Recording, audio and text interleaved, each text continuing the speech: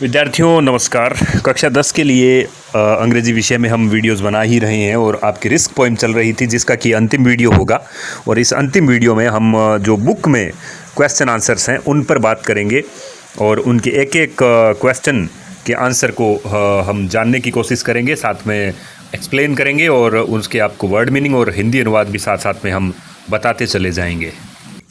Activity 2 के अंतर्गत question start होते हैं जिसमें कॉम्प्रीहेंशन एक टाइटल दिया हुआ है। कॉम्प्रीहेंशन का मतलब होता है समझ, यानी आपने जो पोएम पढ़ी है उसको कितना समझा है, कितना समझ पाने में आप कामयाब हुए हो, सक्सेसफुल हुए हो। तो इसके लिए शुरुआत में 2 क्वेश्चन आपके ऑप्शनल मल्टी चॉइस क्वेश्चन है जिसमें आपको करेक्ट ऑल्टरनेटिव पे टिक करना है। और पहला क्वेश्चन है, मैं पढ़ देता हूँ जिसका कि आंसर भी आपको बता दिया जाएगा, आपकी स्क्रीन पे भी आ जाएगा। What does the line to hope is to risk despair express, यानी जो लाइन है ये जो लाइन है to hope is to risk despair, इस लाइन में क्या अभिव्यक्त किया गया है, एक्सप्रेस किया गया है। एक्सप्रेस का मतलब होता है अभिव्यक्त करना। इसके 4 ऑप्शन है और 4 ऑप्शन में जो सही ऑप्शन है वो है फियर टू बीइंग होपलेस, यानी आशा विहीन होने का जो भय है, फियर का मतलब डर या भय होता है, वो इसमें व्यक्त किया गया है। और सेकंड जो क्वेश्चन है वो है who composed the poem risks, तो ये तो आपको एकदम अच्छी तरह से पता ही है, पूछा गया है हु का मतलब होता है कौन या किसने। हु कंपोज्ड, किसने कंपोज किया यानी रचना करी।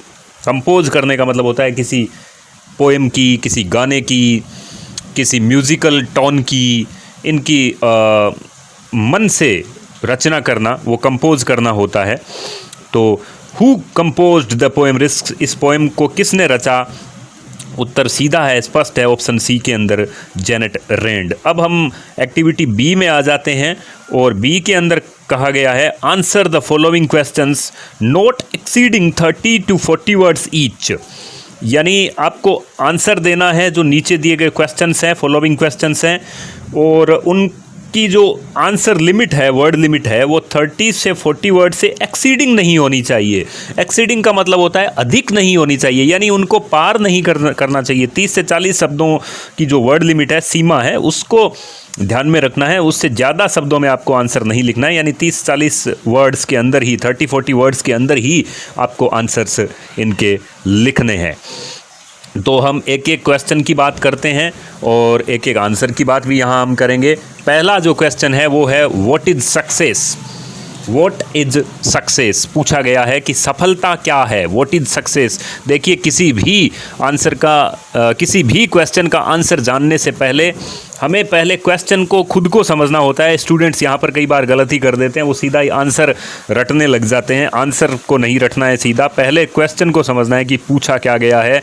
क्वेश्चन में पूछा गया है व्हाट इज सक्सेस, सफलता क्या है। तो ये इसका उत्तर 2 तरीक़ों से बनेगा, पोएम के आधार पे भी बनाना है और जनरल टर्म्स में, यानी सामान्य तौर पर सफलता किसे कहते हैं। व्हाट इज़ सक्सेस, सफलता क्या है। सक्सेस इज, इसका आंसर देखो मैं शुरू कर देता हूँ। Success is all about having the courage to take risks, ये बात पोएम में कही गई है। Success is all about having the courage to take risks. Success is all about, success यानी सफलता, सफलता जो है इज लगा है, प्रेजेंट टेंस में बात चल रही है।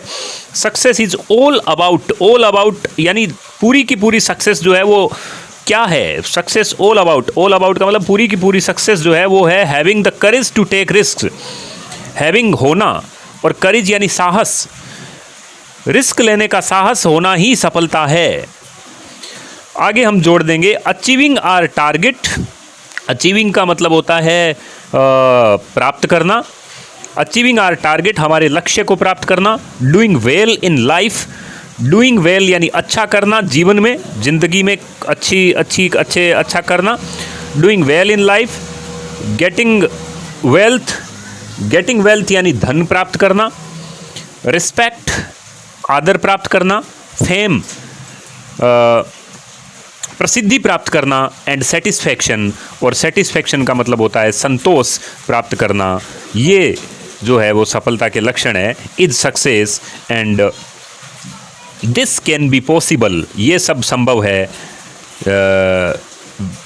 ये सब तभी संभव है व्हेन वन टेक्स रिस्क्स, या हम ये भी कह सकते हैं कि this can not be possible without taking risks, यानी ये जो संभव है कि ये बिना रिस्क लिए संभव नहीं है। तो मैं फिर से समझा देता हूँ इस प्रश्न को। What is success? सफलता क्या है? Success is all about having the courage to take risks. सफलता पूरी की पूरी इस बात पर निर्भर है कि किसी के अंदर करेज कितना है, रिस्क लेने की का साहस कितना है। Achieving our target, doing well in life, getting wealth, respect, fame and satisfaction is success. ये सब चीज़ें जो है वो सक्सेस है। And this can not be possible without taking risk. ये बिना रिस्क लिए संभव नहीं है। सेकंड क्वेश्चन है, who is truly free? Who is truly free? Truly सच्चे अर्थों में फ्री यानी आज़ाद, स्वतंत्र कौन है? तो अकॉर्डिंग टू द पोएट, कवि के अनुसार, the person who has the courage and capacity of taking risk is truly free. The person who has the courage and capacity of taking risk, वह व्यक्ति जिसके अंदर करेज है एंड कैपेसिटी है।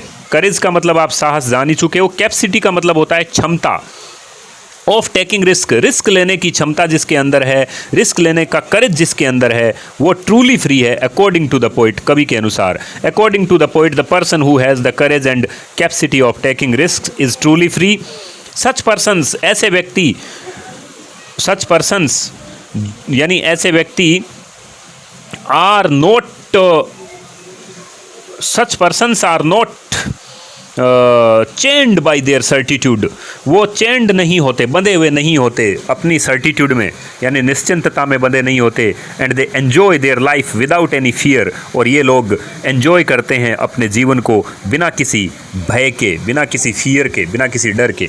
तीसरा क्वेश्चन है, what is the greatest hazard in life? What is the greatest hazard in life? ये question इस बार की सीनियर सेकेंडरी एग्जाम में पूछा गया है। What is the greatest hazard in life, यानी ज़िंदगी में सबसे बड़ा खतरा, हैज़र्ड क्या है? ग्रेटेस्ट सबसे बड़ा। अकॉर्डिंग टू द पोइट, कवि के अनुसार आंसर इसका बनेगा, according to the poet the greatest hazard in life is not taking any risk. सीधा सा सिंपल सा उत्तर है कि the greatest hazard in life, जिंदगी में सबसे बड़ा खतरा, not taking any risk, is not taking any risk, यानी कोई खतरा न लेना, कोई जोखिम न लेना ही सबसे बड़ा खतरा है। फिर है चौथा क्वेश्चन जो इस यूनिट का है, वो है, when is a man filled with despair? व्यक्ति कब निराशा से भर जाता है? डिस्पेयर से कब फिल्ड हो जाता है यानी भर जाता है? आंसर बनेगा, व्हेन अ पर्सन और when a man hopes for something. Hopes for something का मतलब जब किसी चीज़ की आशा करता है, जब किसी चीज़ की उम्मीद करता है, होप करता है। And when the hope is not fulfilled, और जब वो होप फुलफिल्ड नहीं होती, अर्थात पूर्ण नहीं होती, जब वो आशा पूरी नहीं होती, तो a man filled with despair, तो व्यक्ति जो है वो निराशा से भर जाता है। अगला क्वेश्चन है, how can freedom be enjoyed? How can यानी कैसे फ्रीडम को एंजॉय किया जा सकता है? फ्रीडम कैसे एंजॉय करी जा सकती है? स्वतंत्रता का आनंद कैसे लिया जा सकता है? आंसर बनेगा, freedom can be enjoyed when we are free from fear. जब हम फ्री फ्रॉम फियर यानी डर से, भय से मुक्त होते हैं, तब फ्रीडम का आनंद लिया जा सकता है। Freedom can be enjoyed when we are free from fear, When we do not worry about taking risks, जब हम रिस्क लेने की चिंता नहीं करते, अर्थात हम इस बात से डरते नहीं हैं, इस बात की चिंता नहीं करते कि रिस्क लेंगे तो क्या हो जाएगा। We can enjoy freedom, तब हम फ्रीडम का आनंद ले सकते हैं। पुनः पढ़ देता हूँ कि freedom can be enjoyed when we are free from fear, जब हम खतरों से, डर से, भय से मुक्त होते हैं, तब हम फ्रीडम का आनंद ले सकते हैं। When we don't worry about taking risks, जब हम रिस्क लेने के बारे में चिंता नहीं करते, वी कैन एन्जॉय फ्रीडम, तब हम फ्रीडम का आनंद ले सकते हैं। और अब जो है अगला क्वेश्चन बनेगा, वो अगली यूनिट में है, वो 60 वर्ड्स के लगभग आंसर देना है। तो पहला क्वेश्चन है इसमें, why should we take risk? Should जब लग जाता है तो मतलब बन जाता है चाहिए। वाई यानी क्यों, क्यों चाहिए हमें, क्या? Why should we take risk, हमें रिस्क क्यों लेने चाहिए? तो आंसर बनेगा कि risks are integral part of our life. Risks जो है वो हमारे जीवन का इंटीग्रल यानी अभिन्न अंग है, इंटीग्रल पार्ट है। Our life is full of risks, हमारा जीवन खतरों से भरा हुआ है। Without taking risk a person can not do anything, बिना रिस्क लिए कोई व्यक्ति कुछ भी नहीं कर सकता। The poet has called such person slaves who do not take risk, poet ने ऐसे व्यक्तियों को, सच पर्सन्स को स्लेव्स कहा है, दास कहा है, गुलाम कहा है। Who do not take risk, जो रिस्क नहीं लेते, ऐसे व्यक्तियों को गुलाम कहा है। Such persons can not make any progress, ऐसे व्यक्ति किसी भी प्रकार की कोई प्रोग्रेस यानी प्रगति नहीं कर सकते इन लाइफ, जिंदगी के अंदर। फॉर दीज रीजन्स ये फ्रेज बनेगा। फॉर दीज रीजन्स ये आप बहुत सारे जो वाई वाले क्वेश्चन है उनमें वो यूज कर सकते हो। फॉर दीज रीजन्स का मतलब होता है इन कारणों से। वी शुड टेक रिस्क, हमें रिस्क लेना चाहिए। मैं दोबारा बता देता हूँ, why should we take risk, ये पूछी है बात, हमें रिस्क क्यों लेने चाहिए। Risk are integral part of our life, risk हमारे ज़िंदगी का अभिन्न अंग है। Our life is full of risk, हमारा जो जीवन है वो रिस्क से भरा हुआ होता है। Without taking risk a person can not do anything, बिना रिस्क लिए कोई व्यक्ति कुछ भी नहीं कर सकता। The poet has called such person slaves who do not take risk, कवि ने ऐसे व्यक्तियों को स्लेव्स कहा है, गुलाम कहा है, जो रिस्क नहीं लेते। सच persons can not make any progress in life, जिंदगी में ऐसे व्यक्ति कोई प्रोग्रेस नहीं कर पाते, प्रगति नहीं कर पाते। फॉर दीज रीजन्स, इन सब रीजन्स से, इन सब कारणों की वजह से वी शुड टेक रिस्क, हमें रिस्क लेने चाहिए। ये है why should we take risk का आंसर। और अगला जो क्वेश्चन है वो है what is the immediate advantage of avoiding risks. What is the immediate का मतलब तात्कालिक, एडवांटेज यानी फ़ायदा, तात्कालिक फ़ायदा यानी एक जो थोड़े समय के लिए रहने वाला फ़ायदा क्या होता है। अवॉइडिंग रिस्क, रिस्क से बचने का, जो लोग रिस्क नहीं लेते अर्थात रिस्क को अवॉइड कर देते हैं, बचते हैं रिस्क लेने से, उनको एक बार के लिए इमीडिएट एडवांटेज यानी तात्कालिक जो फ़ायदा होता है वो क्या होता है। तो the immediate advantage of avoiding risk, the immediate advantage यानी तात्कालिक फ़ायदा ऑफ अवॉइडिंग रिस्क से बचने का is temporary relief from pain and discomfort.